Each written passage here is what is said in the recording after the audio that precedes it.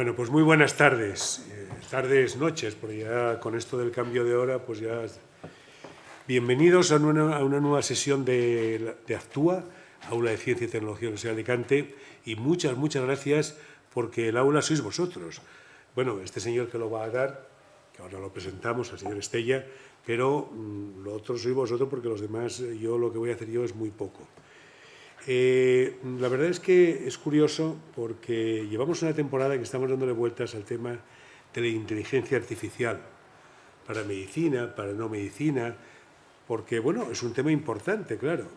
La verdad es que es curioso porque tengo por aquí un papel que se hizo hace ya, que lo presentaba Virgilio cuando vino Hernández Medrano, y bueno, la verdad es que es un tema que se está diciendo, y yo la verdad que cuanto más me lo estudio, porque luego un poquitín me lo estudio, claro, pues resulta que una cosa, más estoy empezando a ver que esto tiene más profundidad de lo que parecía a primera vista. Bueno, en ese sentido, digamos que hoy tenemos, la presentación la va a hacer Daniel Ruiz, que es el coordinador académico del grado de Ingeniería Biomédica de la Universidad de Alicante. En la Universidad de Alicante intentamos estar a punto. Prefiero, es un tema importante, por lo tanto, en ese sentido. La verdad que él, en el panfleto que distribuyen, dice que el ámbito de la salud, la verdad que está aumentando el número de datos que tienen, las técnicas de diagnóstico, los agentes patógenos, los tratamientos.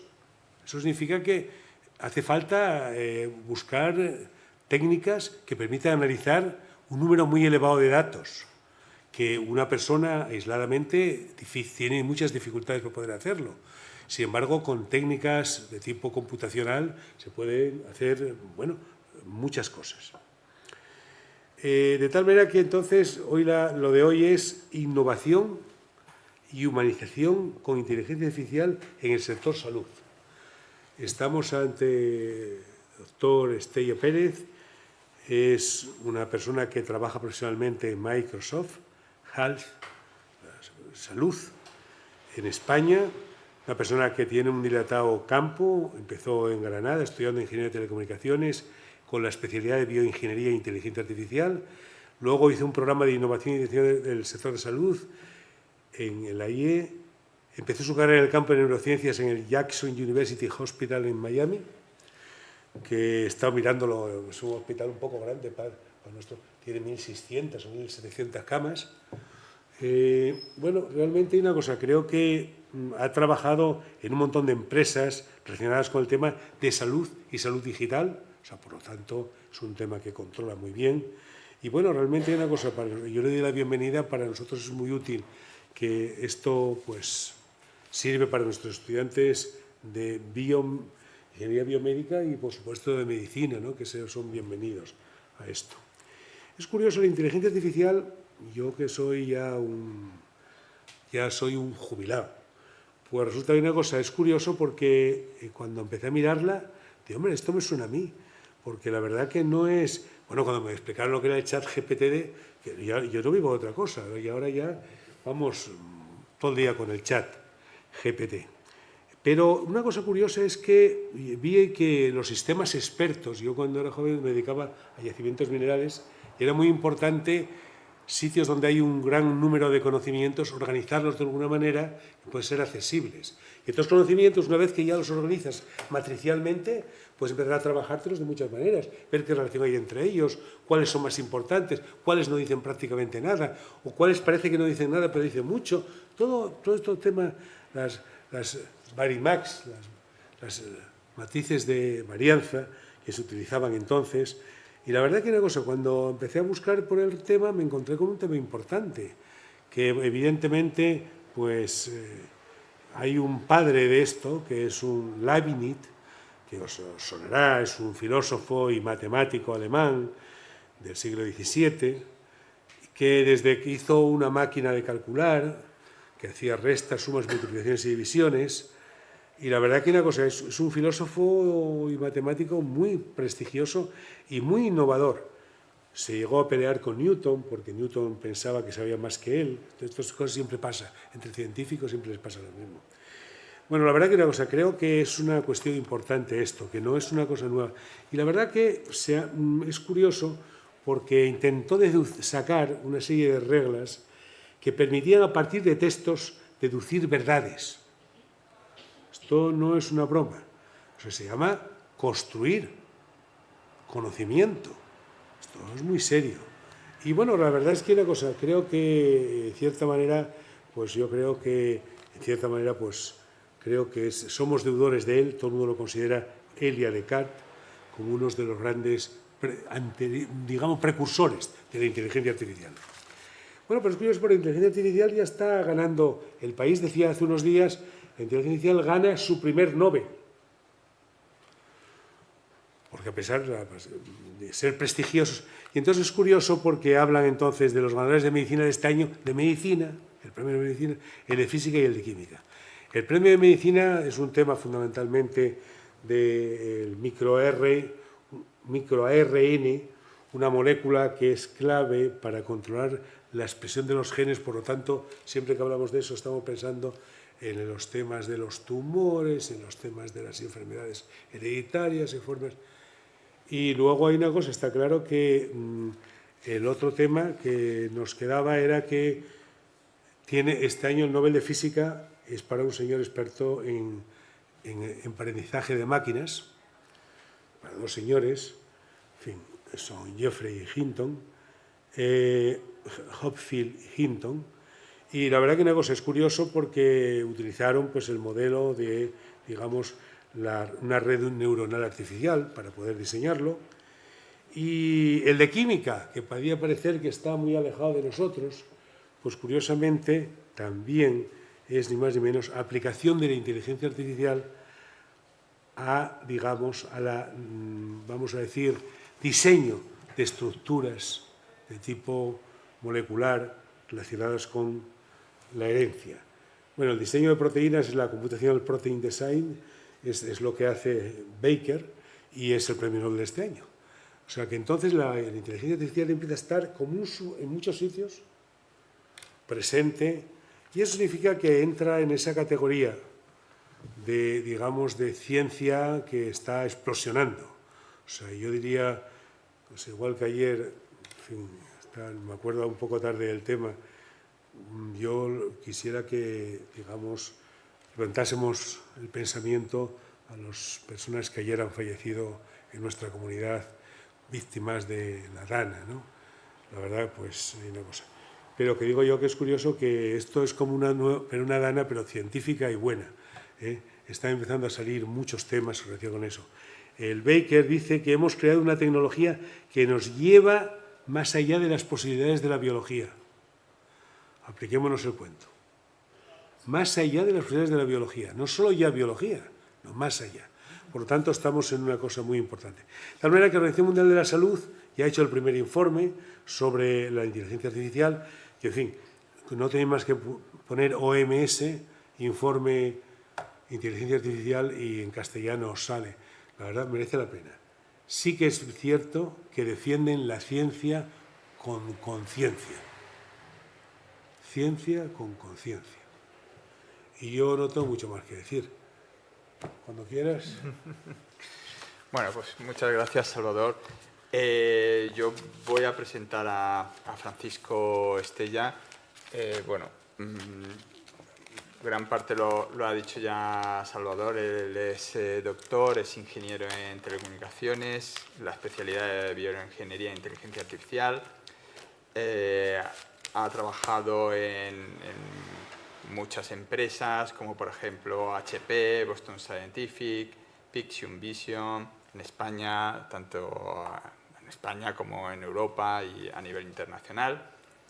Y bueno, actualmente es el responsable de Microsoft Health en España para entidades sanitarias públicas y privadas, que pone el foco siempre en innovación y optimización en el campo de salud a través de diferentes soluciones de colaboración, gestión inteligente de datos y, por supuesto, también inteligencia artificial o aplicaciones de negocio. Se nos olvida siempre, o últimamente se nos está olvidando, que en el ámbito de la sanidad, aunque está muy de moda, no solamente está la inteligencia artificial, sino también hay mucho software, muchos programas, gracias a los cuales pues, en los últimos 15, 20 años ha mejorado nuestra sanidad de una manera bueno, pues, meteórica, ¿no? Estamos hablando de la historia clínica electrónica y de la introducción de la tecnología informática en el cuidado de la salud, en la atención primaria, en la medicina de atención primaria, sin ir más lejos.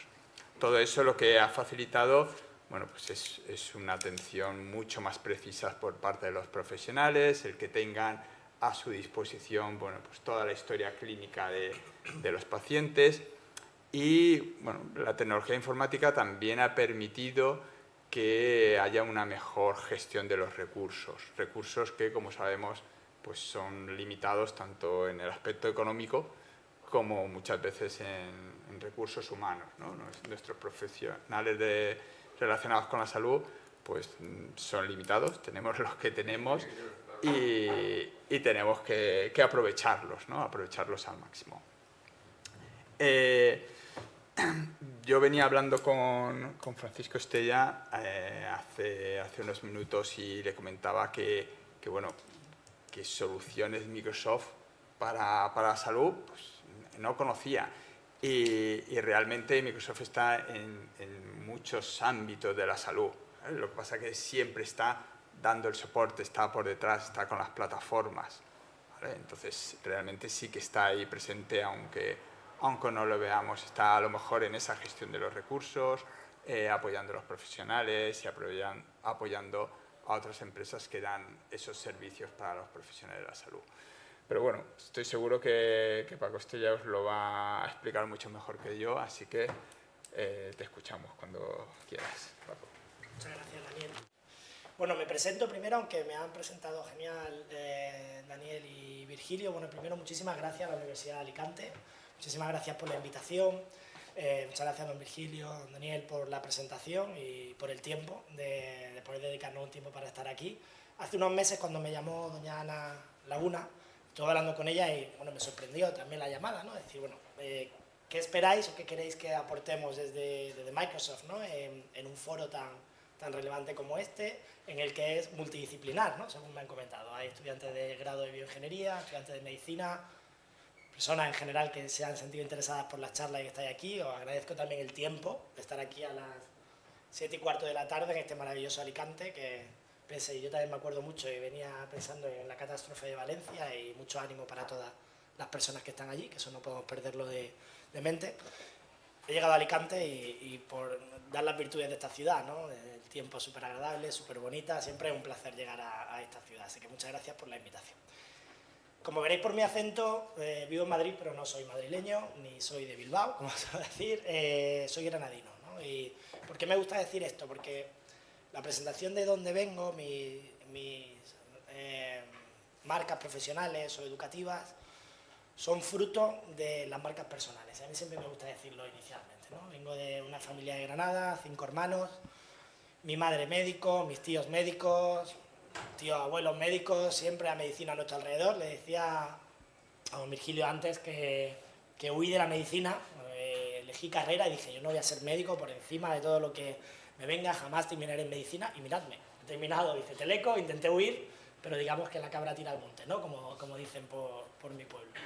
Así que nada, un placer estar aquí. Me gustaría que fuera una sesión interactiva, es decir, en cualquier momento levantar la mano. No soy ChatGPT y espero no serlo nunca, no tendré todas las respuestas, pero me gustaría que interactuarais. Cualquier cosa que tengáis me la decís. Al final tendremos tiempo también para debatir o conversar, ¿no? Que sea algo agradable, que os sintáis cómodos.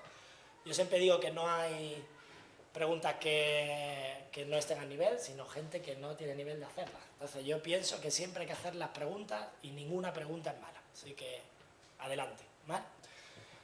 Bueno, podéis levantar la mano los que pensabais que Microsoft estaba en el sector salud, de una manera o de otra. ¿Lo sabíais antes de esta charla?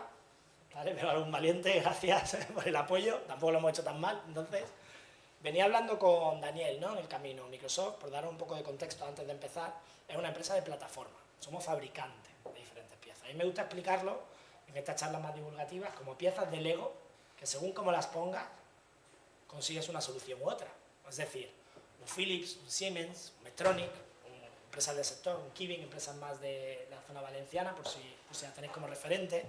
Sus productos no es un paquete Office, no es un Excel, no es un Dynamics, pero se nutren de servicios y plataformas que se proporciona desde Microsoft, ¿vale? O sea que, digamos, estamos la cara de detrás de advisory o asesoramiento a estas empresas y a las entidades sanitarias finales, para que nos situéis. Título de la charla. A mí me daba un poco de vértigo cuando hablaba con Ana también, ¿no? Y esta charla la hemos hecho en diferentes foros. La parte de humanización e innovación. Creo que si alguien os habla de innovación y no os habla de humanización, se está equivocando.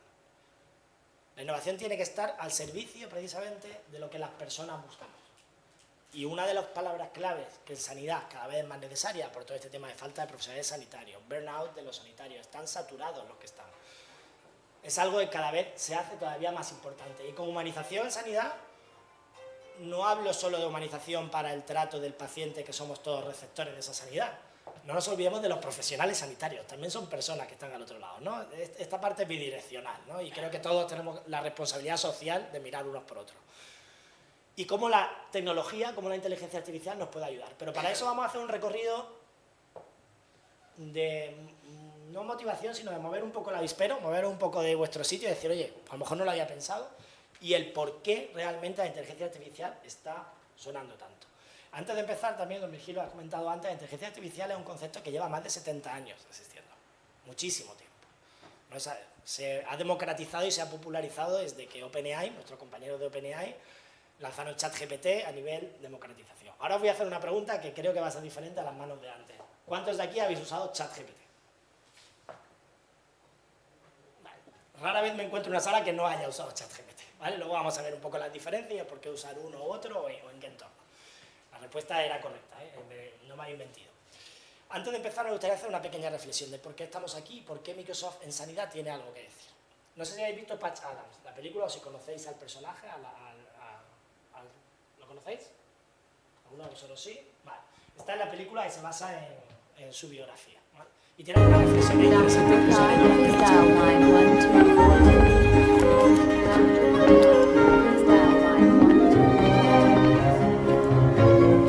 Here we have a juvenile onset diabetic with poor circulation and diabetic neuropathy. As you can see, these are diabetic ulcers with lymphedema and evidence of gangrene. Questions? Any osteomyelitis? None apparent, although not definitive. Treatment? To stabilize the blood sugar, consider antibiotics, possibly amputation. What's her name? I was just wondering the patient's name. Marjorie. Hi, Marjorie. Hi. Yes, thank you. Bueno, ¿esto por qué es una reflexión que me gusta poner al principio? Es muy exagerado, no es así, ¿eh? Yo, como mis familiares son médicos, sé que no es que no miren a la cara a los pacientes ni les pregunten el nombre, no es una película, ¿no? Hay que tomarlo como tal. Pero eso es una realidad actual, que muchas veces sin querer, o en la vorágine del momento sanitario, de decisiones en tiempo récord, unos pacientes detrás de otros, los profesionales sanitarios pueden llegar a olvidarse o a no tener tiempo de lo más importante, que es mirarse a los ojos. Y si habéis visto en este ejemplo exagerado, primero por un lado los profesionales sanitarios todos se dan la vuelta diciendo no entiendo la pregunta y es el nombre, pero por otro lado lo que me gusta de este vídeo es la cara de la paciente, se le ilumina la cara, después de estar asustada, escuchando tecnicismos que no conoce, se le ilumina la cara, ¿no? Creo que ese es el objetivo de toda tecnología, entre ellas la de Microsoft, pero todas las tecnologías que se pongan al servicio del sector sanitario deben tener como objetivo que tanto los profesionales sanitarios como las personas conecten, como los pacientes conecten. Y bueno, aquí vamos a hacer un pequeño recorrido durante este tiempo. De nuevo, me interrumpís o me cortáis si hay algo que ya sabéis o algo que queréis que pasemos a lo siguiente. Y iré haciendo referencias en personajes que a mí me gustan, históricos, y también en textos o en referencias bibliográficas que me gustaría, como estudiante y como no estudiante, que me hubieran compartido, ¿no? Y yo invito a que realmente leáis sobre ellos y si queréis alguna referencia, yo al final encantado de dejar mi contacto, hablamos después de las charlas, a que esto no se termine aquí, ¿vale? Hay una reflexión de Gandhi que a mí me gusta mucho. La tecnología está genial, pero realmente el motor de ese cambio, el motor de la adopción de esa tecnología, os digo la mala noticia, tenemos que remangarnos todos, somos nosotros. La tecnología sin las personas no sirve de nada. Hay que liderar, hay que ser ese motor del cambio. Esto me va a salir. Y para ello, ¿qué se plantea, o en el caso de lo que os voy a contar hoy, cómo se plantea desde empresas tecnológicas como puede ser Microsoft o cualquier otro ejemplo que venga aquí a contar? Por un lado, Somos una empresa de tecnología, de plataforma, lo que he contado antes. Pero por otro hay dos pilares clave, los dos que veis aquí arriba, perdón, que no me he dado cuenta que tenía el puntero. La transformación digital a día de hoy no se entiende sin una transformación que lleve de la mano la inteligencia artificial. Como decía Daniel antes, hay muchísimas piezas de software. La inteligencia artificial no es que sea una más, es que en nuestro caso está embebida en todas las piezas de software que estamos llevando a nivel público o a nivel de usuario. Es decir, el CRM, una gestión de un paciente, de flujo de pacientes, gestión de citas y demás, pues hay diferentes opciones en el mercado que los hospitales y los centros sanitarios utilizan, pero la mayoría de ellas que están saliendo ahora y evolucionando ahora llevan inteligencia artificial como un componente adicional o estándar. Ya no hablo de adicional, sino estándar. Tened en cuenta que esta revolución social y democrática de la inteligencia artificial no lleva ni 2 años prácticamente. Entonces, están viniendo revoluciones que poco a poco el objetivo, hoy estaba en una charla esta mañana en San Joan de Déu, que lo ha explicado muy bien una compañera de innovación nuestra también.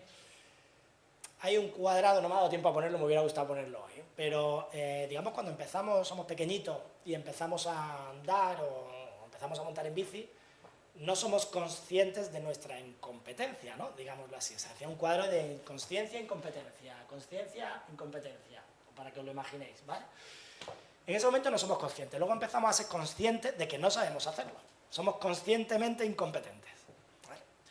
Y luego hay un momento en el que aprendemos a montar en bicicleta y somos conscientes de que sabemos montar en bicicleta. Somos competentes conscientemente. Y el último en ese cuadrito que comentaba nuestra compañera esta mañana, era el objetivo real y el objetivo real también de la tecnología. Vosotros ahora montáis en bici, ¿pensáis que sabéis montar en bici o es algo que lo dais por hecho, ¿no? En vuestro día a día. Os ponéis una bici delante, os subís y tenéis que correr y la usáis. Y ese es el objetivo también para la tecnología, llegar a una competencia inconsciente. Es decir, que seáis capaces, todos seamos capaces de integrar la tecnología en nuestro día a día sin darnos cuenta. Ese es el objetivo real y en salud todavía más. El objetivo no es que un médico esté detrás de una pantalla tecleando y gastando horas y horas con la tecnología. El objetivo es que se dedique a ver al paciente y que la tecnología, de forma inconsciente incluso para ese sanitario, para ese paciente, esté haciendo su trabajo y apoyando a ese sanitario y a ese paciente a que su relación sea más humana. Ese es el objetivo que estamos buscando, ¿vale? Tengo buenas noticias y malas noticias para España, que antes decíamos, bueno, antes comentábamos de en qué punto está España, ¿no? Ahora me diréis, vale, siempre, aquí tiro el sentido también de nuestro país, que siempre nos ponemos a la cola, en este caso no estamos a la cola. O sea, buenas noticias, somos de los mejores países en inserción y en adopción de tecnología como la inteligencia artificial. Más del 60% de las organizaciones españolas ya están utilizando inteligencia artificial en su día a día. Esto no es solo salud, ahora daré algún dato de salud.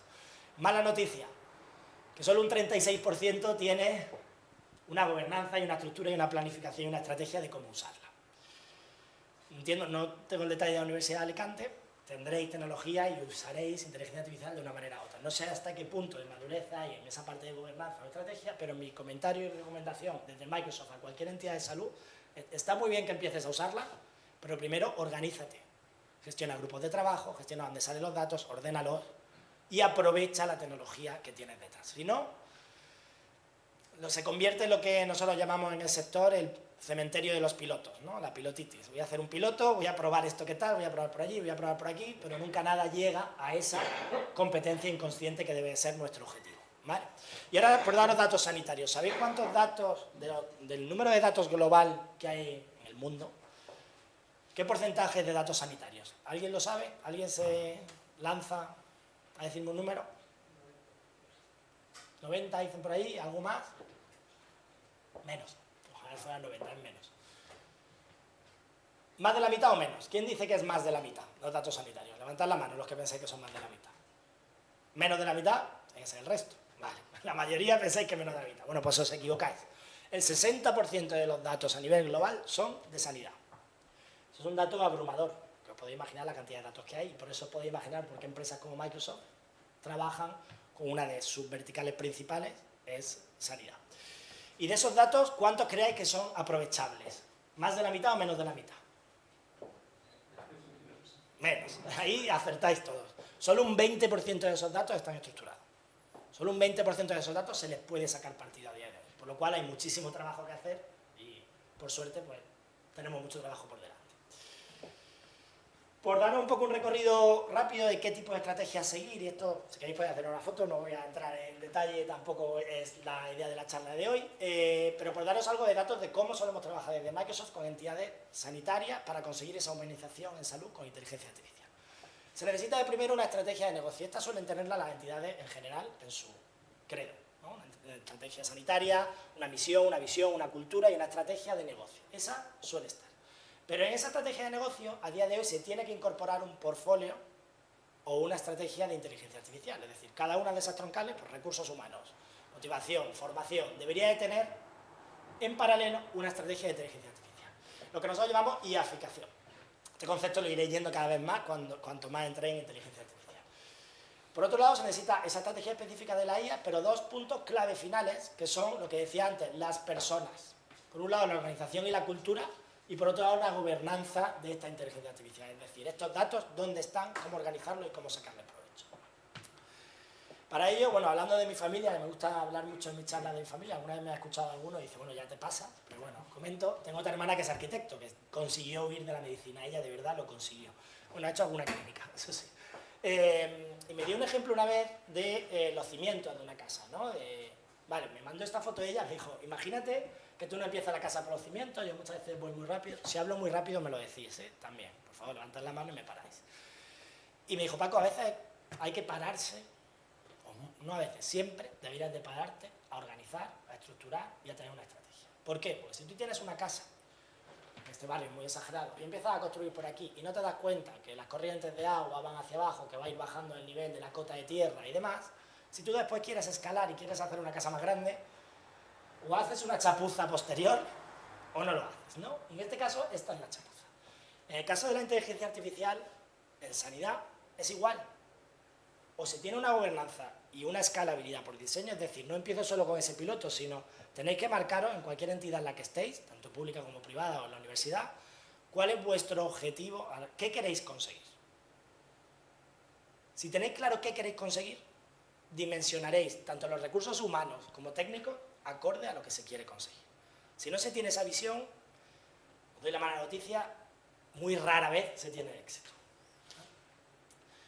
Para ello, la parte de los datos está por un lado, pero la tecnología a través de los procesos, de lo que queréis conseguir, realmente son el oxígeno para que esos datos cobren sentido. Si no, no sirve de nada. Sigue siendo ese 80% de datos sanitarios que están por ahí, están digitalizados, muchos de ellos, como decía antes, se han hecho muchos avances para conseguir esa gobernanza del dato, están digitalizados, eso sí, un dato bastante positivo en España en particular, pero no son aprovechables a día de hoy, ¿vale? Entonces seguiremos estancados en eso.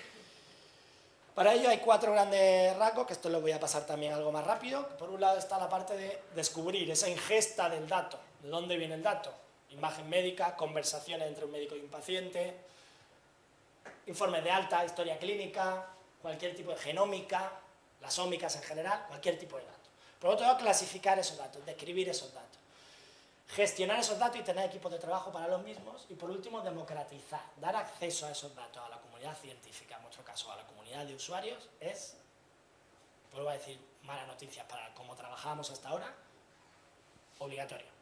Si quieren utilizar esos datos, tenemos que empoderar a la gente a que utilice esos datos. Esa parte de trabajar en silos y mi dato es mío y lo comparto, a día de hoy, si se quiere evolucionar, ha desaparecido. En las instituciones que quieren avanzar, que quieren innovar, en las herramientas colaborativas, el trabajar en red, el conocimiento se comparte, no se es egoísta con el conocimiento. Y más, bueno, aquí que voy a decir que es una universidad, ¿no? Pero no en todas las instituciones tienen eso dentro de su credo, ¿no? Pero el credo académico, el credo de la universidad, el que se debería muchas veces trasladar a muchas instituciones, tanto públicas como privadas. No hay que trabajar en silos, hay que compartir ese conocimiento. Para ello, ¿conocéis a esta persona? ¿Alguien que se arriesgue? ¿Alguien que le guste mucho Japón? ¿No? Bueno, pues a mí me encanta. Ese 2D. No sé si lo conocíais de antes, si no os dejo la referencia y os invito a que leáis sobre su teoría de la calidad total. No sé si la conocéis o si os suena, pero la teoría de la calidad total. ¿En qué se basa esa calidad total? Él, después de la Segunda Guerra Mundial, ahora es diferente la situación que tienen, pero después de la Segunda Guerra Mundial, una de las mayores potencias en crecimiento fue Japón. No sé si conocéis un poco de historia después de la Guerra Mundial. Japón es un estado estadístico estadounidense que después de la Guerra Mundial se fue a Japón y trabajó en empresas que entiendo que si conoceréis más, como Sony. ¿Quién conoce Sony? ¿Vale? O sea, empresas de ese calibre. Y ayudó con su teoría de la calidad total, que básicamente es la toma de decisiones basada en hechos, basada en datos. Esto era allá por los años 40, 50, estaban hablando ya de los datos y tomar decisiones con esos datos. Por eso cuando hablamos de inteligencia artificial y la gente me dice innovación, algo súper nuevo, bueno, yo discrepo, porque esto se lleva trabajando desde hace mucho tiempo, de una manera u otra, pero lo que tenemos ahora es fruto de lo que se viene trabajando desde hace muchísimos años, y eso no lo podemos perder ni dejar de agradecer. Y ahora, si nos volvemos al tema sanitario, estamos teniendo un momento de crisis en la sanidad, eso es una realidad. A día de hoy hay una crisis no solo en España, sino a nivel generalizado, en España en particular también, porque tenemos una sanidad muy sana, valga la redundancia, que es la sanidad universal, que es algo envidiable en el resto de los países, pero que o la cuidamos o no será sostenible a lo largo del tiempo. Y para ello hay diferentes retos que a día de hoy cualquier gestor sanitario puede poner sobre la mesa. Por un lado, las expectativas. ¿Quién va a un médico y no ha mirado antes lo que tiene? Levanta la mano el que ha mirado en internet qué puede ser lo que tenga. Yo también, ¿vale? También lo he hecho y vengo familiar. Antes de llamar a mi madre, miro primero a ver si me está diciendo la verdad. Mi madre. Eso es una realidad. Tú vas al médico y el paciente que está delante, para profesionalizar, tiene mucho más conocimiento del que tenía antes. Y muchas veces hasta influencia en las decisiones que puede tomar ese médico. O sea, ahí hay un riesgo que hay que tener cuidado.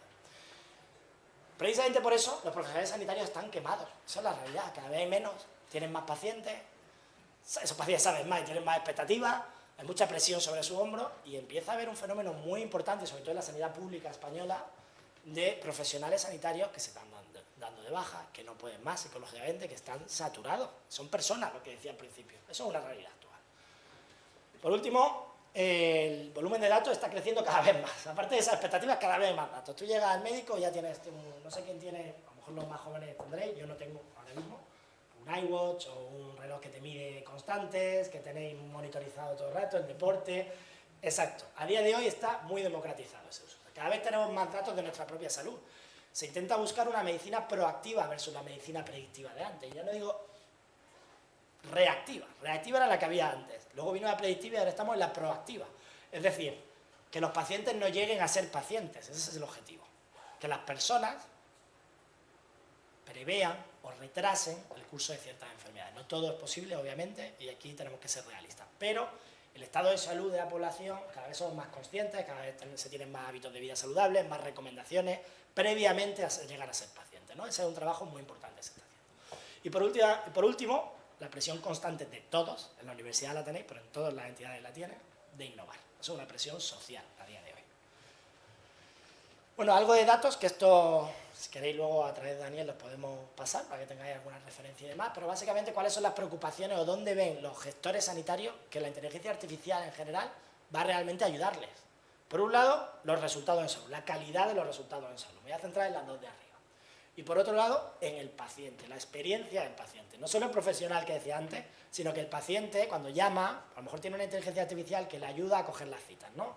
Tenemos un proyecto, un grupo muy cercano a la región, que tiene una inteligencia artificial para la gestión de las citas. Un paciente llama, de hecho, muchas personas, no quiero decir que se encariñen con la inteligencia artificial, ¿no? Pero la normalizan de tal manera que son conversaciones realmente extensas. En muchas de ellas se identifican con que no sabían que era una inteligencia artificial posteriormente, lo cual hasta cierto punto a mí me da reparo, ¿vale? Pero bueno, sí es verdad que ayuda en esa experiencia del paciente. En vez de llamar a un agente que está saturado, que no le da tiempo, que te pone una cita, se equivoca, porque no ha escuchado toda la conversación, porque tiene 1000 cosas alrededor, pues es una máquina que es capaz de identificar de tu conversación, oye, pues no, es que tengo que llevar a mi suegro, a mi suegra al médico, entonces no puedo en este momento que te había dicho, ¿no? Ese tipo de conversación coloquial y reorganizarte la cita. O sea, ese tipo de trabajo, la inteligencia artificial ya lo está haciendo. O sea, no es solo la calidad del resultado clínico, sino esa gestión o esa interacción entre las personas o todos nosotros con las entidades sanitarias. Para ello, esto antes le comentaba también a Daniel, pero bueno, ¿dónde entra Microsoft en todo esto? Para que también lo sepáis. Tenemos nubes de industria dedicadas. En nuestro caso, cualquier pieza de Lego que os comentaba antes, aquí en piececitas estas que pongamos para generar una solución, todas ellas en Microsoft tienen todas las certificaciones de sanidad correspondientes. Y no solo eso, son piezas dedicadas que ahora se están especializando. Luego vamos a ver algún ejemplo de los LLMs, los lenguajes, los Large Language Models, perdona que ahora no me sale el nombre, especializados cada vez están teniendo más tiradas. Es decir, en Microsoft se trabaja en no solo tener los lenguajes generalistas, sino que se entrenen y se haga grounding con tecnología o con materiales del entorno sanitario, ¿vale? Luego veremos algún ejemplo. Y trabajamos en tres grandes líneas: mejorar esa experiencia del paciente y del profesional sanitario, empoderar al profesional sanitario a colaborar entre ellos, a que no trabajen en silos, y por último, acelerar la innovación con la inteligencia artificial.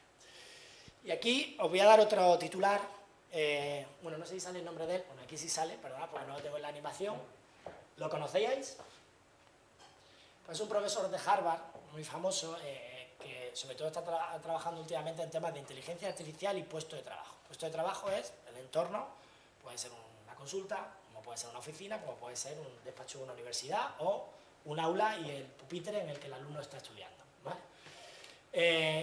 Tiene textos muy buenos, pasaré algunos para que los leáis, pero básicamente da una noticia que a mí me gusta mucho. No sé si habéis escuchado alguna vez a un cirujano en el ámbito sanitario famoso, no sé si en vuestro ámbito lo conocéis tanto, que es Julio Mayor. ¿Lo conocéis? Vale. Julio es un buen amigo, pero muchas veces habla de un reto que es que la inteligencia artificial nos va a sustituir a todos, ¿no? Y sobre todo a los médicos. De hecho, como él es cirujano, dice que en Star Wars sale un cirujano, robot, pero que ni siquiera sale en los clínicos. Ya se carga a los médicos clínicos primero, y luego dice, como muchos enfermeras o cirujanos aparecerá por ahí, ¿no? Yo aquí tengo buenas noticias, no creo que vaya a ser así. No es que no lo crea, es que estoy seguro que no va a ser así. La inteligencia artificial no nos va a reemplazar, para que estemos todos tranquilos. Lo que sí creo que va a pasar es que los profesionales y la sociedad en general que haga uso de esa herramienta de manera adecuada y responsable, sí van a sobrepasar a los que no lo usan. En su debido tiempo, esos profesionales ganarán la batalla. Eso es normal, igual que una calculadora. O sea, que a día de hoy son tecnologías que ya hemos ido sentando en nuestra sociedad. Esto es una obviedad, luego si queréis la rebatimos, pero tengo bastante clara esta frase. Pero claro, aquí también doy malas noticias, voy dando buenas y malas. A Xavier Marcet, no sé si lo conocéis también, tiene también un escrito muy bueno, sobre todo muchas referencias que os doy son sanitarias. O sea, entiendo que muchas no las conozcáis, pero son de nuestro ámbito, personas que hablan mucho sobre lo que viene. Y da una noticia buena, que es que ir en serio es poner recursos. Y aquí doy una noticia mala. ¿Veis lo de abajo? Pues de abajo, PubMed, son las publicaciones que ha habido en sanidad sobre inteligencia artificial en los últimos años. Cómo han crecido en los últimos años, ¿vale? Esto es 2024, que todavía no ha terminado, la última pestaña, aunque lo saqué hace unas semanas, y nos queda un poquito ya para el 2025. El año pasado hubo unas 40.000 publicaciones con inteligencia artificial en sanidad. Este año va camino de las 50 a 60.000, o sea, va creciendo exponencialmente. Y sin embargo, un dato que a mí me gusta sacar, sobre todo con decisores del entorno sanitario, la inversión en tecnología, en IT, en sanidad, en nuestro país, ha bajado. Y te lo digo como dato. O sea, es una realidad preocupante que empresas como la mía y los que trabajamos en este sector, pues seguimos haciendo mucho empuje a que eso debería de ir acorde a lo que la evidencia científica está poniendo sobre la mesa, sobre todo en un sector como el sanidad. Y ahora ya me voy a ir a los ejemplos y a temas más prácticos de IA para la parte de humanización, ¿vale? Ya hemos dado ese contexto. ¿Tenéis alguna pregunta hasta ahora? ¿Algún comentario alguno? ¿Bien? Se me ha hecho tarde, perdonad por el tiempo. No te preocupes. Perdonad. La tecnología debe estar al servicio de las personas y no al revés. Casos de uso que esta mañana hemos estado viendo en San Juan de Dios, por daros ese ejemplo, porque vengo de ahí, justo y lo veréis publicado. Un médico y un paciente, en la consulta. ¿Qué tienen en medio? Una pantalla, un ordenador. A día de hoy, en cualquier entorno profesional hay un ordenador. Bueno, es raro el que no lo hay, ¿no? Pero en el entorno sanitario preocupa más. ¿Verdad? Que en el momento de urgencia, en el momento de estar manipulando a un paciente, están con el paciente, obviamente, no siempre. Pero en una consulta hay una barrera real, que es una pantalla. Es que ya es una barrera física, no es ya una barrera tecnológica, una barrera física. Muchas veces está delante y el paciente medio asomándose. ¿Qué pasa? ¿Tiene cara de preocupación? ¿Me estoy muriendo? ¿Qué me pasa? ¿No? Eso nos ha pasado a todos. O yo que tengo dos niñas pequeñitas, oye, ¿está bien mi niña? Y la pediatra, pues, escribiendo, ¿no? Mi hermana es pediatra también, escribiendo detrás de la pantalla. Mientras yo voy hablando. Eso para mí como usuario no es agradable. No sé si para alguno de vosotros, pero para nadie. Incluso para los médicos que luego se ponen al otro lado, ¿no? Pero después por el otro lado también hay que preguntarles, oye, ¿qué pasa? ¿Por qué no me estás escuchando? ¿No? Tienen una exigencia de precisamente de meter datos, digitalizarlos, porque es muy bueno tenerlos digitales, pero tienen una exigencia tecnológica enorme en Andalucía. Mi madre ya está jubilada, pero se lanzó Diraya, precisamente la historia clínica electrónica, hace unos años. A ella le pilló pues sus 50 y largos, le pillaría. Para ella fue una pesadilla. Os podéis imaginar, o sea, esta parte de gestión del cambio y demás, pues hay un momento que muchos profesionales se quedan atrás. Eso es una realidad. Entonces, o empezamos a plantearnos que la inserción de tecnología no deba estar asociada con mayor trabajo, o tampoco vamos a ningún sitio. ¿Esa tecnología humaniza el día a día o no vamos a ningún sitio? Si esa tecnología permite que un médico como mi madre en ese momento, mientras está hablando con un paciente, era médico de familia de un pueblito, los conocía todos, los de pueblo, ¿no? Pues está hablando de tú a tú, está mirándole a los ojos y diciendo, Mari Carmen o quien sea, ¿qué te pasa? ¿Qué le pasa a tu familia? Hablan del tiempo, hablan de mil cosas. Un médico de familia de un pueblo, imaginaros, ¿no? Las conversaciones que tiene.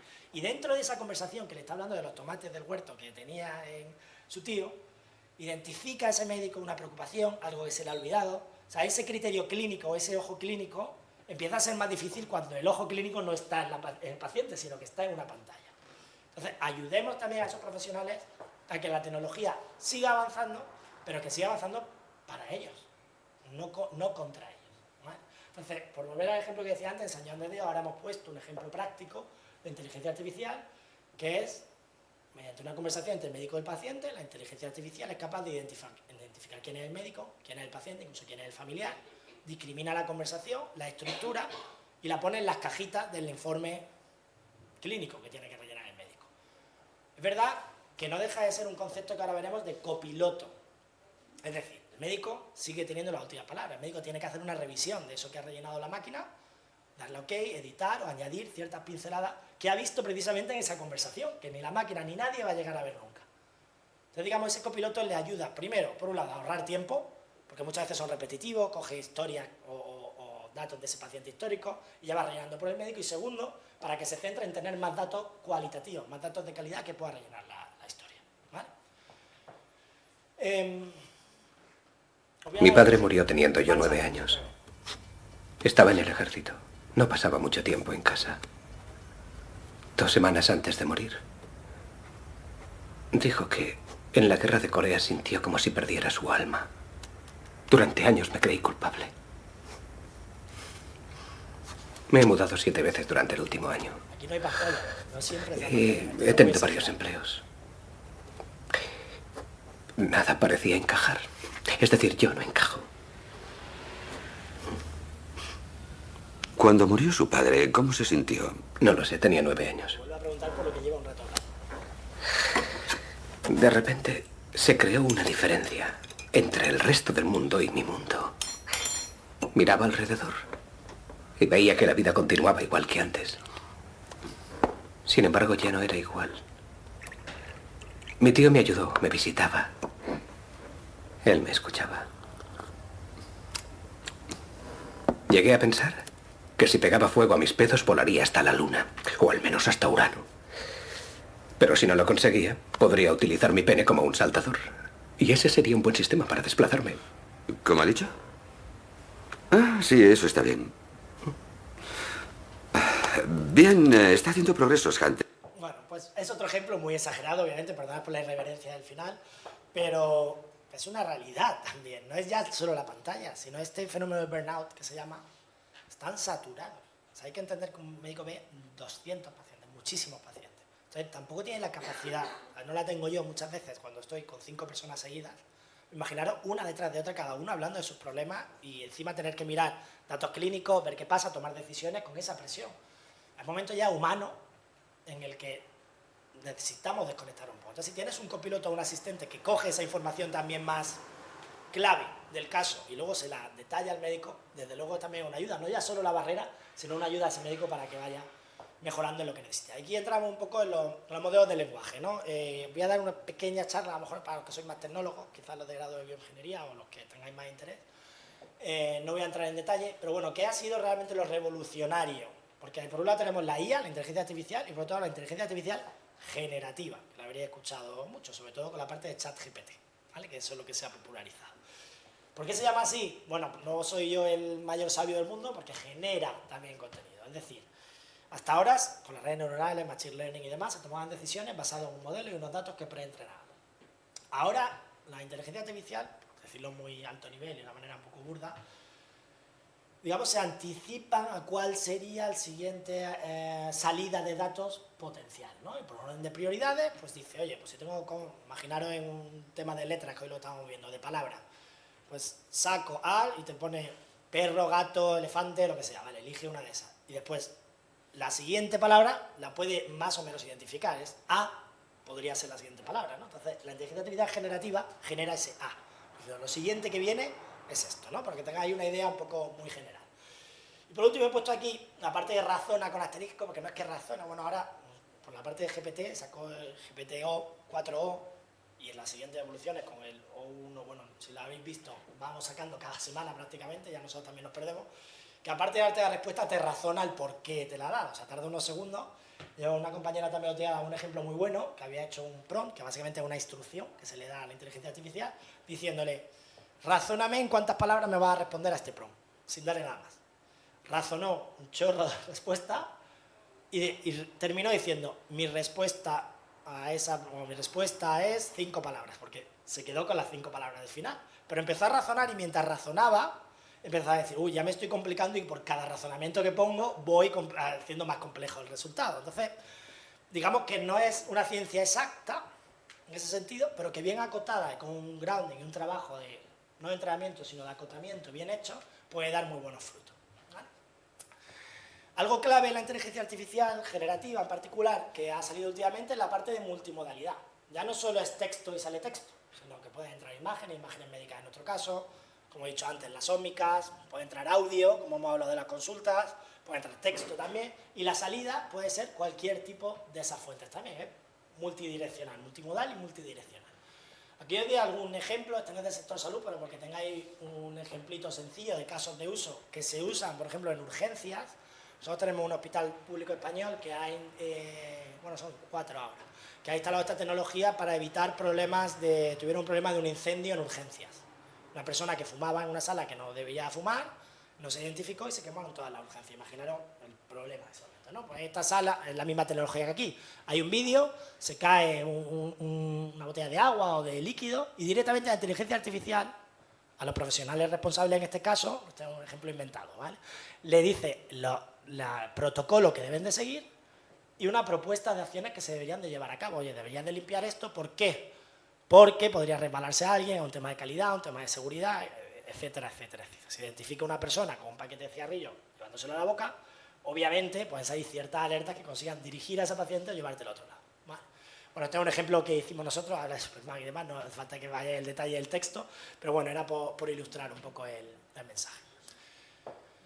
Sora, esto ya se ha quedado un poco anticuado para los que vayáis al día a día de la tecnología, pero a mí me gusta ponerlo porque es un ejemplo de multimodalidad, ¿no? Antes era solo texto, pero ahora somos capaces de darle a la inteligencia artificial unas instrucciones para que te genere vídeos, ¿no? En este caso, un vídeo bastante real. En el tema de comunicaciones, o nosotros trabajamos, por ejemplo, con MediaPro o con diferentes instituciones del sector de las comunicaciones, se está usando mucho. ¿Qué pasa? Que siempre hay un fenómeno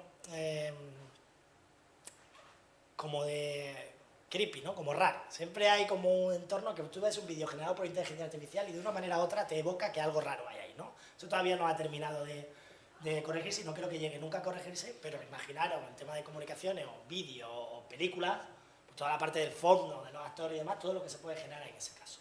Y ahora me voy al sector sanitario.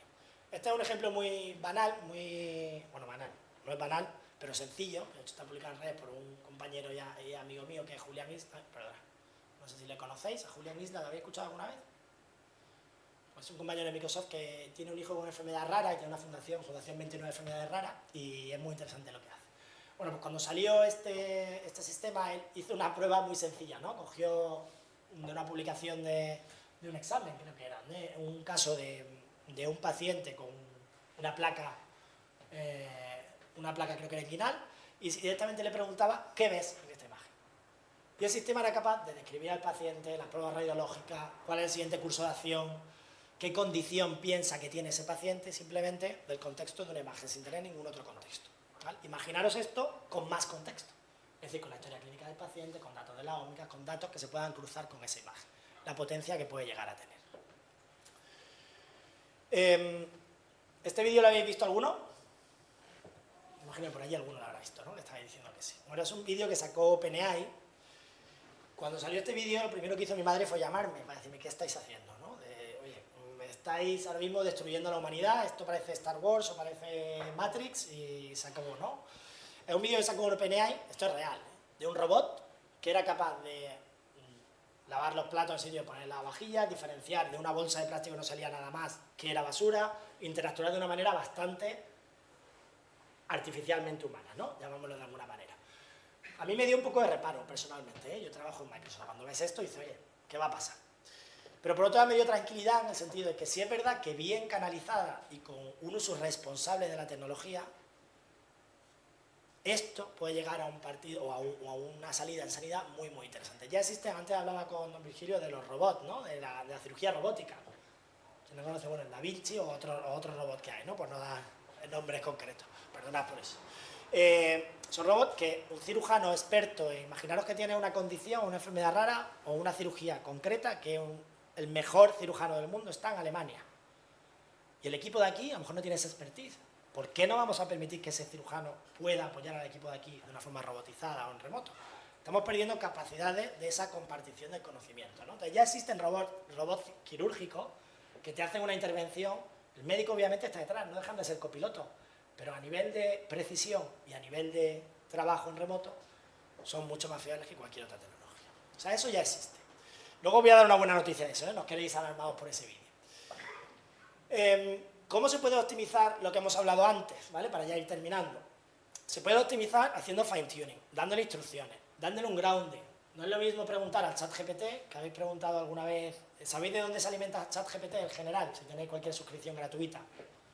Esto lo hablo mucho en las entidades sanitarias, ¿no?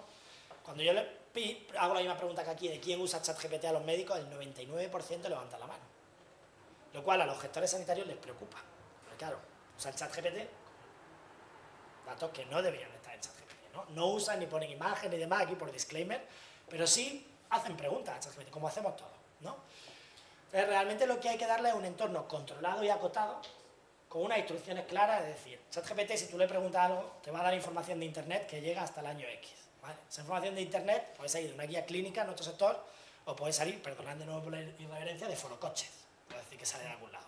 Entonces, realmente la fiabilidad de esa respuesta no es la mejor, ¿no? Como podéis imaginar, como si yo voy y busco, sin ser médico, lo que me pasa. Pero si le das realmente documentación, le das evidencia científica y le das un prompting engineering, que se llama, que no es más que, no se necesita ser ingeniero para hacer prompting engineering, aquí disclaimer, o sea, que no es tan complicado, simplemente le tienes que dar instrucciones en lenguaje natural de lo que necesita, ese objetivo final. ¿Qué quieres conseguir de esa tecnología? ¿Vale? Con eso consigues que en vez de alimentarse de coches, perdonad por la expresión, o de cualquier fuente no fiable, se alimente solo de lo que los profesionales sanitarios, en vuestro caso académicos, quieran que se alimente. Y si no encuentra respuesta, también puede indicarle no dar ninguna respuesta, ¿vale? Y para eso igual en el entorno sanitario, con datos de operaciones, de logística, no ofimática en sí, el puesto de trabajo tiene muchos datos que los médicos ya trabajan con ellos, acotar con ellos. Aquí os doy algún ejemplo, bueno, no sé si conocéis Copilot en sí, este es un vídeo más comercial de Microsoft, pero a mí me gusta enseñarlo porque está aterrizado a sanidad, con el ejemplo que tenemos de Copilot en puesto de trabajo para sanitarios. Os daré algunos casos de uso interesantes. Esto es la parte de asistencia, lo clínico. La parte de asistencia civil.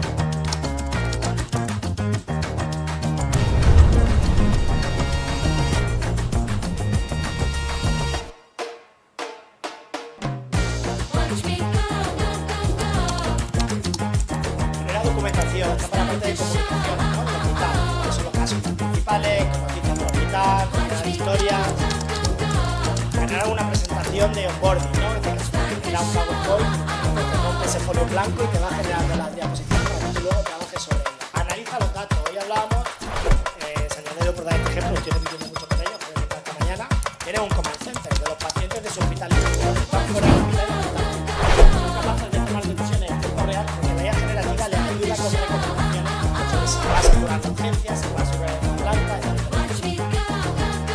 Con los casos que se han reportado o responde a mi correo, responde a lo que tengo ahora mismo atascado, o resumen en las reuniones o una consulta médico-paciente online. Resúmemela, estructúramela y realmente dame el siguiente curso de acción o qué ha comentado cada una de las personas. Eso se usa mucho para sesiones clínicas. Bueno, este es todo software stack que comentaba antes de Microsoft, que está detrás de ese vídeo. Y ya para ir terminando, voy a enseñar tres ejemplos para terminar en sanidad que estamos utilizando mucho. En la parte de ingesta, os decía antes, 60% de los datos son de sanidad, 80% no estructurados. La inteligencia artificial puede ayudar precisamente a estructurar esos datos. De un texto libre, de esa historia clínica digital, es capaz de identificar datos demográficos, datos de medicación, datos de patología que está pasando, codificarlo. Tenemos CIE10, o sea, diferentes codificaciones que se usan en el sector sanitario. La tecnología es capaz de ayudar a describir y categorizar, no me está saliendo la palabra, esos datos, disculpad. Por otro lado, también tenemos modelos ya entrenados en medicina. Es decir, por ejemplo, el Health Insight para radiología es capaz de sacar de los metadatos de un paciente. Este es un ejemplo concreto que tenemos en hospitales de España, en un par de administraciones públicas y en una entidad privada, de control de calidad de informes de alta. Tan importante es rellenarlos bien como que estén bien, porque si un radiólogo hace un informe y luego llega el cardiólogo y toma decisiones basadas en ese informe, imaginaos lo importante que es que esté bien rellenado, ¿no? Pues estos son ejemplos muy concretos en que, por ejemplo, no sé si me da tiempo en el vídeo por tiempo, pero básicamente analiza esos metadatos y dice, oye, me estás diciendo que en este caso, si no me equivoco, el paciente tiene una torsión testicular. Eso es un caso real y muy común en sanidad. Pero es que es una mujer. Entonces, lo que has puesto en esa textura ya te puedo asegurar que no está bien. Entonces, el control de calidad, algo que os parece tan banal, es muy importante en la sanidad, ¿vale? Pues ese justo era ese ejemplo. Otro ejemplo más claro de calidad asistencial. Estos son IA generativa entrenada, en este caso, en la especialidad de traumatología, en guías de traumatología. Las guías de Ottawa, no sé si hay algún sanitario o estudiante de medicina, las conocerá. Básicamente son guías que en traumatología se usan mucho, ¿no? Entonces, en vez de responder en forocoches, como decíamos antes, ese médico le hace preguntas concretas a su guía generativa, a su asistente conversacional, en una conversación como la que podemos tener nosotros, y las respuestas que le da ese doctor copilot son solo basadas en esa evidencia científica de sociedades respetadas, de PubMed, de evidencia que realmente, o guías que realmente son las que el médico de forma manual ya busca en su día a día, ¿vale? Eso ya existe, es algo que está a día de hoy utilizándose en los diferentes hospitales. Aparte de temas de imagen médica, de limitación de tumores, todo ese tipo de casos de uso ya existen. Y aquí os digo un ejemplo. ¿Qué tenéis, o cuando habéis levantado la mano, qué es lo que soléis ver todos cuando abrís ChatGPT? Normalmente veis esto, ¿no? O algo parecido a esto. Microsoft tiene un acuerdo con OpenAI, tiene una parte de OpenAI, entonces pues, cada vez que saca OpenAI un motor conversacional, nosotros sacamos a la semana siguiente la versión Enterprise, ¿no? Lo digo ¿por qué? Porque tanto en versión académica como en versión Enterprise es importante que todos estos entornos estén securizados. Aquí no voy a entrar en la charla de hoy ni es el objetivo, pero es muy importante que no es lo mismo estar en un entorno que os dé vuestra empresa, en el momento que estéis en empresa, o vuestra entidad, sea pública, privada, sanitaria, académica y demás, a usar tú por ti mismo ChatGPT. ¿Por qué? Porque no está acotado, no cumple las normas de seguridad y responsabilidad que se acotan dentro de las entidades profesionales, y sí creemos que hay un trabajo muy importante que hacer precisamente para no perder el control de esta inteligencia artificial. O sea, que hay una responsabilidad humana en la inteligencia artificial, y creo que es responsabilidad de todos. Por eso la diferencia entre tener producto o plataforma, como se suele llamar. Pues productos son el de Microsoft y el de OpenAI, pero a ellos tienes que añadirle la capa de seguridad, privacidad de los datos, GDPR, o sea, que todo ese cumplimiento realmente esté acotado. Eso es muy importante y a día de hoy, como buenas noticias para vuestra tranquilidad, las entidades sanitarias españolas es en la dirección que están trabajando, ¿vale? Por eso, yo antes hablaba de Julio Mayor con Star Wars, esta es la imagen que él pone siempre, la de los cirujanos, robots y demás. Yo he puesto la de OpenAI. ¿Realmente pensáis que nos va a sustituir? ¿Quién piensa que nos va a sustituir y quién piensa que no? Yo voy a levantar la mano por el no. ¿Quién piensa que no? Muy bien, perfecto, o sea, sigue habiendo esperanza de ese tío. Yo no es que lo piense, sino que estoy seguro. No va a llegar nunca a nivel de empatía, a nivel de ese ojo clínico, a nivel de relacional y humano que tenemos entre las personas. Eso es imposible. De hecho, ese toque raro que hay en los vídeos que genera, eso siempre va a estar ahí. ¿Pero no piensas que, por ejemplo, en radiología puede haber muchos avances automáticos mejor que la detección humana? Eso es muy buena pregunta, la verdad, de hecho. Sí, sí lo pienso, pero no pienso... Parte no es la empatía, no es la comunicación sí, con el paciente, pero sí que es un proceso previo. Exacto. Que automáticamente puede ser muy interesante. Pero no pienso que vaya a sustituir a los radiólogos, no completamente. ¿El 50%? Pienso que los radiólogos, su especialidad se va a extender, y eso ya está pasando. aparte de radiología intervencionista, está yendo a otra rama, están usando ese tiempo para formarse en otros temas, están usando ese tiempo para investigación en nuevas tecnologías o en nuevos casos clínicos. O sea, eso va a pasar. Es verdad que no es ya que vaya a sustituir al 50%, es que hay una falta de 50% de profesionales a día de hoy. No es que vaya a sustituir a los que hay, es que no hay. O sea, por ejemplo, proyectos que trabajan mucho en inteligencia artificial es anatomía patológica digital, los anatomopatólogos que antes estábamos comentando.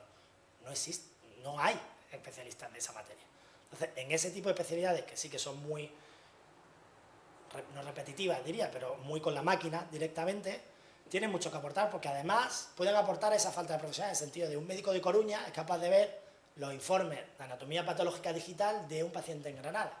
Y a lo mejor se tiene que crear esa red de anatomopatólogos digitales o de esos radiólogos por experiencia. El mejor en tumor de próstata debería de ver todas las imágenes de tumor de próstata, o ese equipo.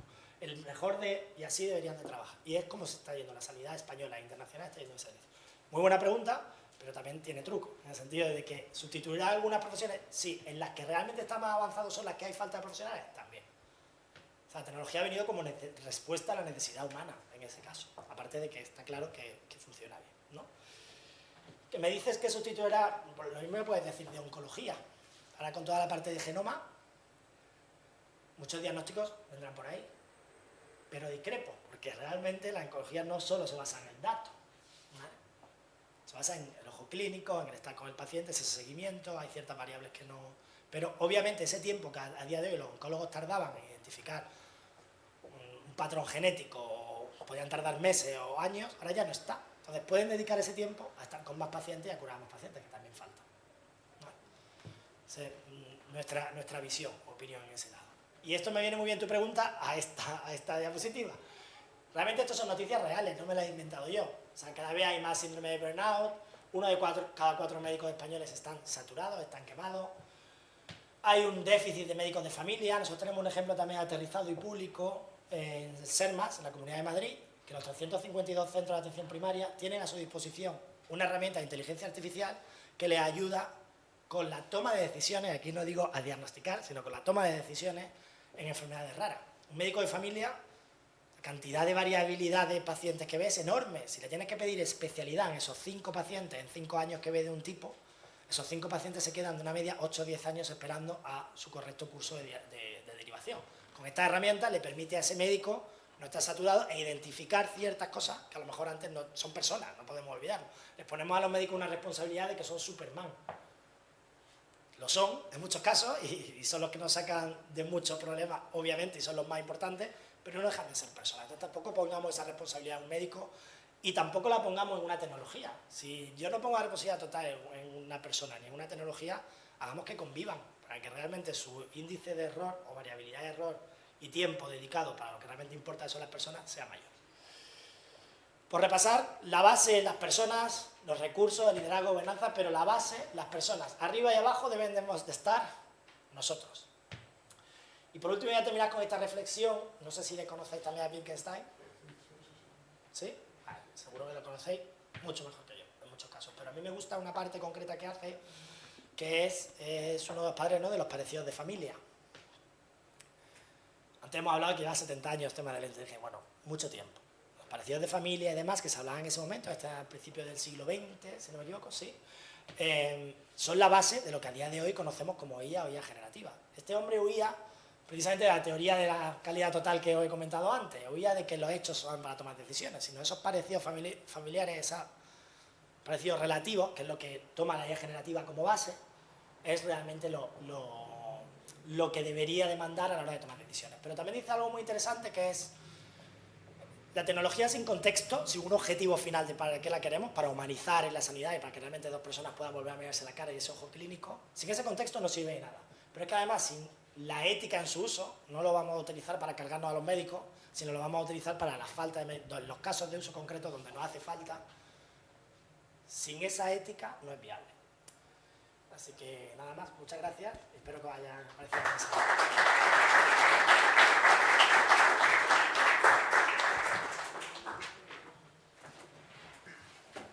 Bueno, no sé si, seguro que sí, pero hace falta alguien valiente que se lance con la primera pregunta.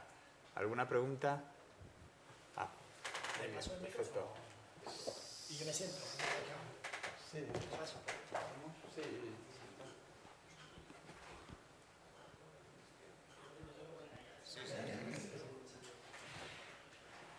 Bueno, muchas gracias por la conferencia, muy interesante.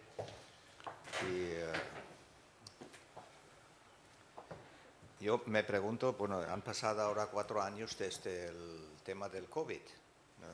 Entonces, se habla más bien en los últimos 2 o 3 años sobre la inteligencia artificial, pero lo vi por casualidad el otro día un artículo que en un periódico ponía algo, hace 10 años, 2014, ¿no? Hablaba de algo de inteligencia artificial, pero muy rudimentario y tal, ¿no?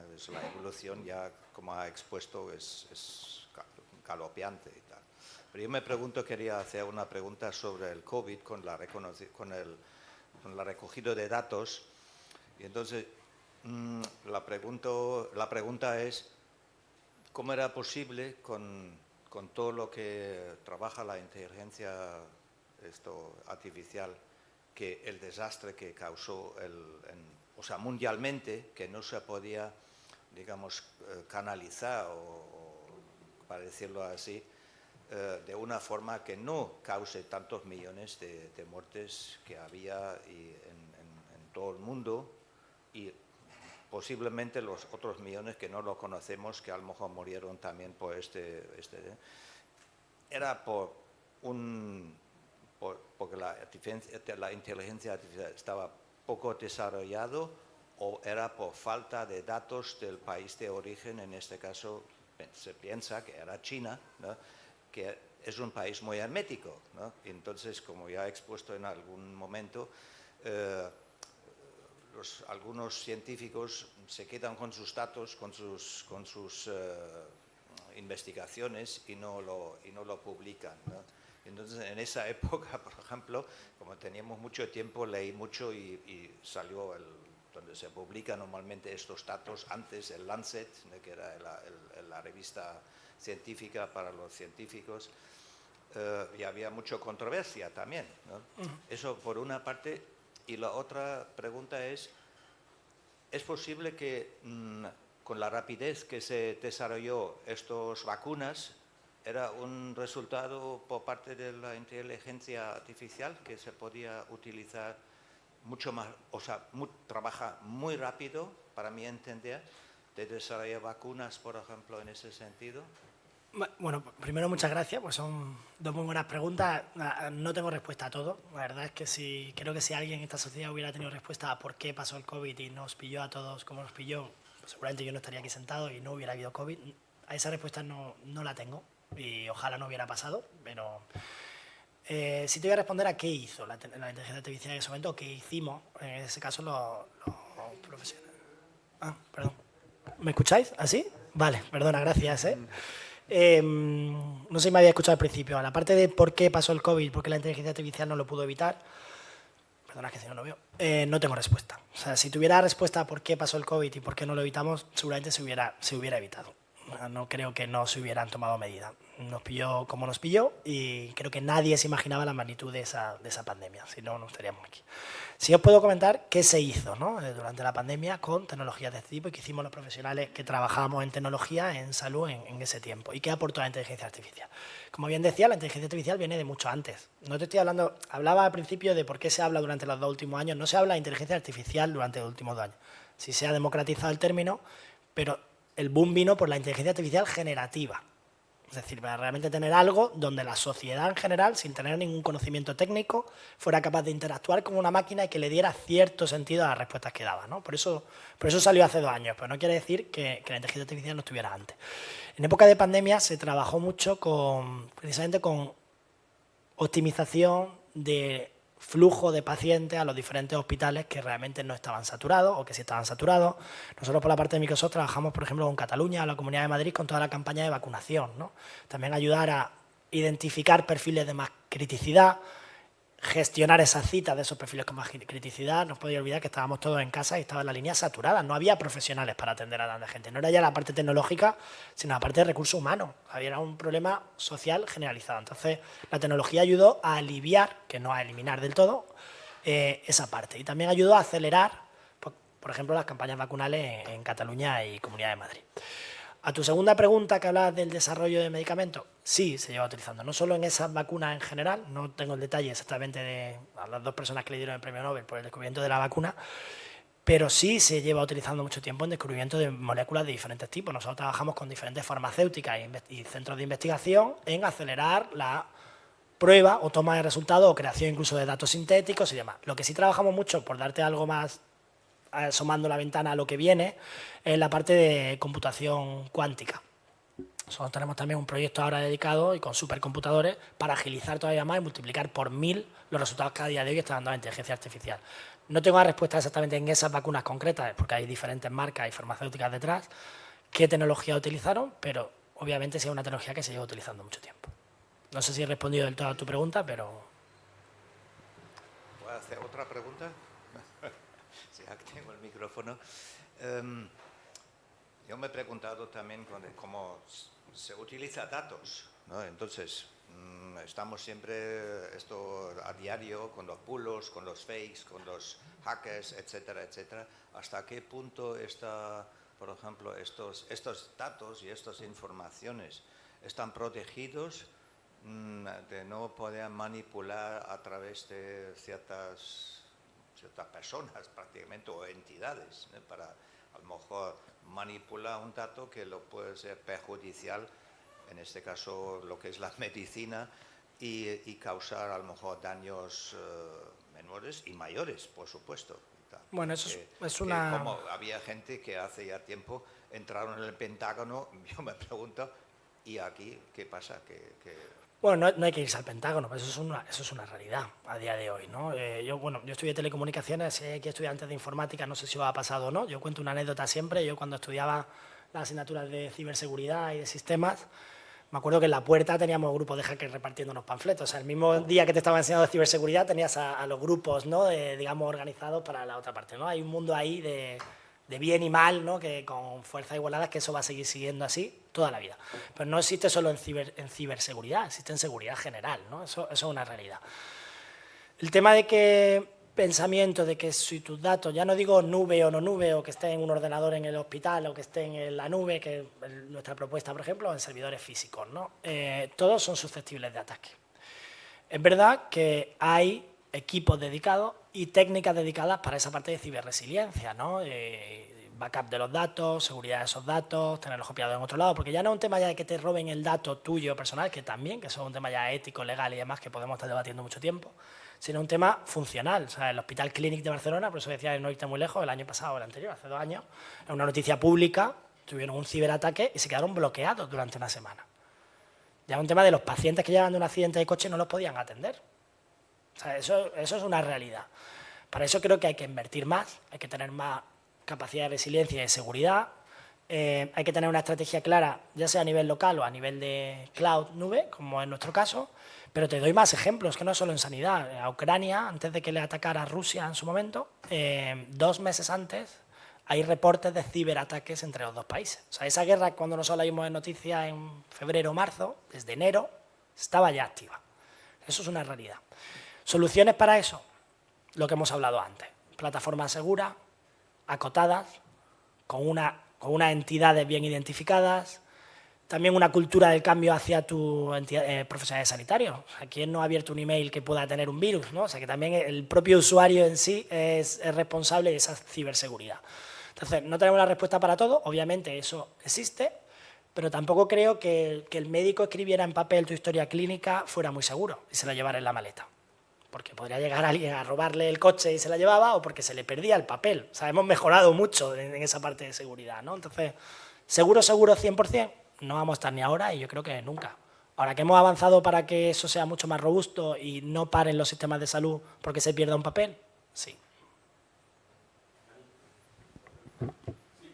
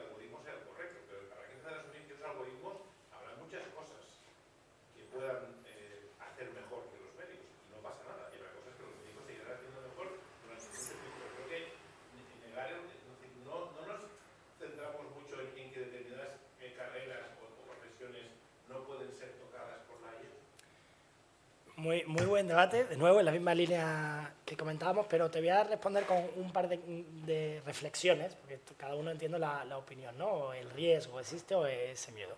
Primero reflexiona a la parte primera que habías comentado. Te voy a dar dos. Yo una imagen que me gusta mucho es, creo que es de los años 60, aquí corregime si me bailan los números, de profesores en las calles de España y a nivel global manifestándose. ¿Conocéis esa imagen? Bueno, años 60, 50, no me acuerdo cuándo era. De las universidades, de los colegios manifestándose. ¿Sabéis por qué se manifestaban? Por la calculadora. Hoy día estoy dando una charla en una universidad.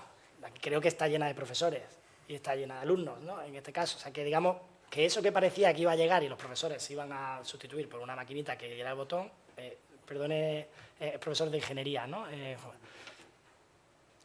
Usted es el mejor ejemplo de que eso no va a pasar. Bueno, por ahora. Bueno, me refiero que hay una parte de evolución también, esos profesores enseñan el uso de eso. Hay cosas que no... Son médicos, tendrán que enseñar la parte clínica, tendrán que... Porque después ahora te llevo a otro fenómeno. Bueno, el que decías de las máquinas y los obreros, también pasa igual. Ahora existen trabajos para saber manejar esas máquinas o para hacer el packaging de otra forma. Ha evolucionado, ¿no? Eso estoy de acuerdo, va a haber una evolución. En la forma de trabajar, en los perfiles profesionales, va a haber una evolución. No quiero decir que vayan a desaparecer.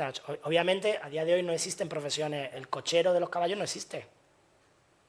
No existe porque ya no hay gente que vaya a caballo en la calle. Eso va a pasar. Pero eso no quiere decir que sea una gestión del cambio acorde a la sociedad y que poco a poco esas personas con esas capacidades no es que vayan sustituyendo, es que hay una parte que es la edad que pasa para todos, entonces poco a poco irá sustituyendo, ¿no? Una evolución de todos los campos. Y ahora, por no perder hilo a lo que decía antes, la parte médica, vuelvo a lo que decía antes.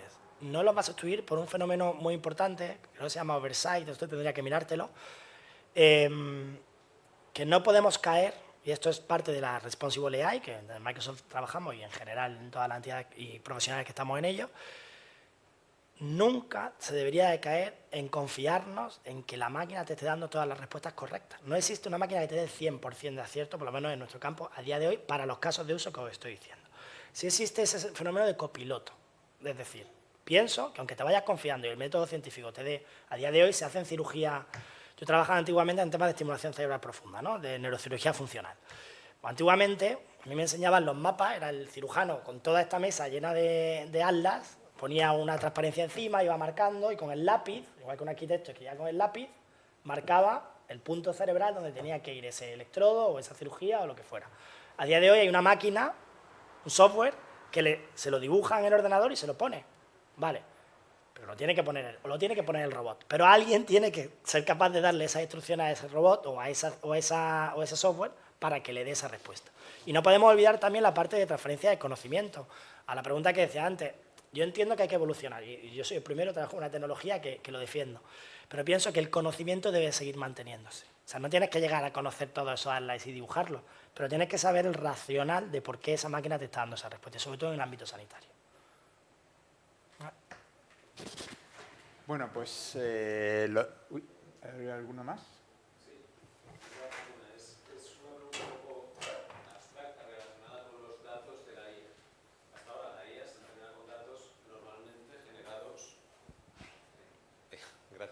Generados mayormente por humanos y aprende el comportamiento humano de esos datos hasta 2022, más o menos. A partir de 2022, si miras Internet, hay un montón de contenido generado automáticamente por IAs, que si se utiliza para entrenar otras IAs puede que suavice el proceso de aprendizaje. Entonces, en el ámbito médico todo va a estar validado por un médico, por lo tanto no sufre tanto, pero sí se estandarizarán un poco los contenidos que genera la IA, tendrán más o menos el mismo patrón. Mi pregunta es, ¿seguirá evolucionando la IA con los datos que se le dan o el hecho de que se utilicen potencialmente datos generados por la IA para entrenarla llegará un momento en el que se sature y no empiece a mejorar más? Bueno, eso es una conversación para 3 días seguramente. Pero es muy buena pregunta, ¿no? En ese sentido. Yo creo que hay un poco la respuesta por enlazar, a donde vamos a llegar es a la computación cuántica, lo que decíamos, es como el siguiente paso lógico, ¿no? La IA en un momento dado no es que se vaya a saturar, sino que llega un momento de plató, se llama, que dice, bueno, ya estoy llegando a un conocimiento de la IA que ya esta tecnología me está dando el máximo, ¿no?, de lo que puedo. Es verdad que mientras entre en temas de multimodalidad y demás, pues seguirá, todavía le queda mucho recorrido en ese sentido. O sea, dicen los datos, sí, pero es que hay muchos datos que hasta ahora no podían. La IA generativa en particular no era capaz de absorber, ¿no? O sea, nos queda mucho recorrido ahí, pero obviamente dentro de unos años se pasará al siguiente paso, que es computación cuántica, que es básicamente relacionar entre datos sintéticos, ¿no? También ser capaz de cruzar, es una definición muy burda, ¿no?, pero de cruzar y generar, a la vez que vas entrenando, vas generando, ¿no?, de esos datos. Como voy a la parte final, como el funnel, al revés, ¿no?, invertido. No tengo la respuesta de cuándo va a ser ese plato, no lo sé. O sea, obviamente la tecnología, como cualquier otra tecnología, yo es que estoy un poco abrumado porque desde Microsoft cada mes o cada 3 semanas tenemos una nueva, ¿no? A mí me preguntan muchos clientes, muchos colaboradores y me dicen, bueno, y ahora el 4 audio o el 3,5 turbo o el... Y digo, cada caso de uso tendrá su utilidad, pero eso es igual que una máquina de resonancia en mi sector, ¿no?, el sanitario. Una máquina de resonancia magnética de 3 Teslas, ahora hay de 7, de 11 y sigues. ¿Cuál es la suficiente como para saber diagnosticar un tumor? A lo mejor la de 3 es suficiente. La otra sirve para investigación y para identificar nuevos patrones a futuro que ni siquiera nos imaginamos a día de hoy. O sea, quizás no es que se quede en ese plató, sino que descubrirá cosas que ni tú, ni yo, ni nadie a día de hoy, ojalá lo supiéramos, tenemos sobre la mesa, ¿no? Entonces me parece apasionante esa pregunta y lo que nos viene por delante. Respuesta, no tengo la respuesta, por pena para mí y para todos, pero es fascinante e interesante estar en este campo, eso sí. Bueno, pues muchas gracias. Nos quedamos aquí. Muchas gracias, Paco, por la ponencia y sobre todo por abrir el debate, ¿no?, que han abierto con las preguntas que han hecho los asistentes. Muchas gracias. Muchas gracias a todos.